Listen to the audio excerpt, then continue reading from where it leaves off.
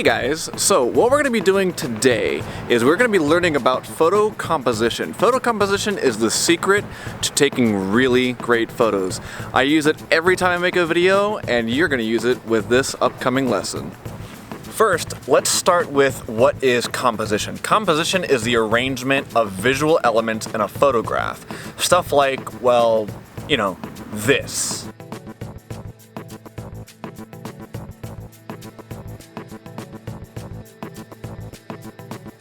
So there are many elements to composition.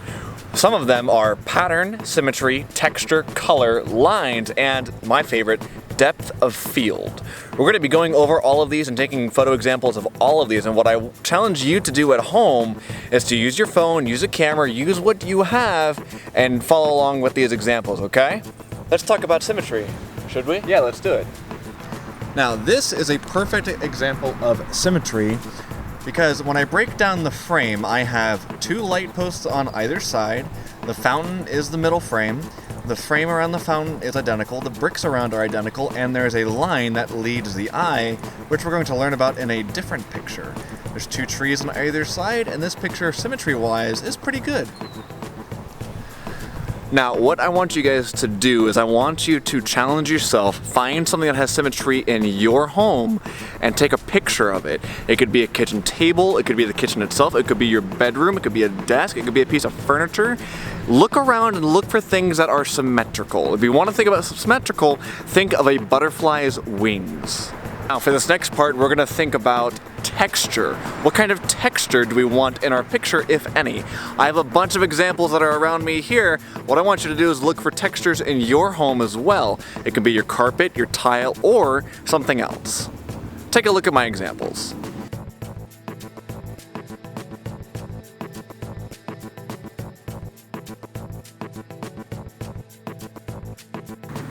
For this part, we're going to learn about depth of field. Now, depth of field, we have three areas. We have the foreground, the midground, and the background. It is, by definition, is the distance between the closest and farthest objects in a photo that appear acceptably sharp. We have a lot of ants around here, so let's capture this moment and let's get some of these ants on camera. We even got one right down here. I was setting up for my next shot and I looked over and there's ants everywhere. Look, there's one right there. There he is. Look, there he goes. So now we're gonna go over, oh, that's an ant on my leg. Now they're everywhere. Look, hold on, I'm gonna switch autofocus. Look. They're everywhere. Look at them. Look at them go. It's because they've said that there's an intruder alert. It's because I'm right here next to them.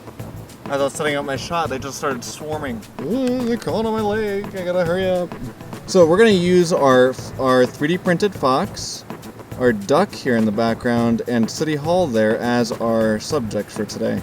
Our fox here is in the foreground, our duck is in the midground, and City Hall is in the background. This is depth of field at work. Oh, the ants are on me. Ah! Now let's move on to color. Color can be used to lead the eye or express or influence the viewer's mood. Here's some examples.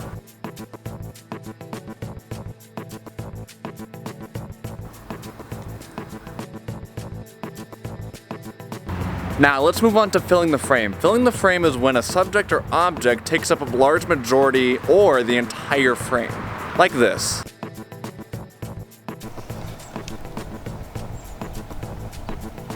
When you bring different parts of composition together, you can make some really pretty photos. Now we're going to learn about the rule of thirds. The rule of thirds is when an image is divided evenly into thirds, and the subject is placed at the intersection of those lines or along the lines themselves. Check out these examples.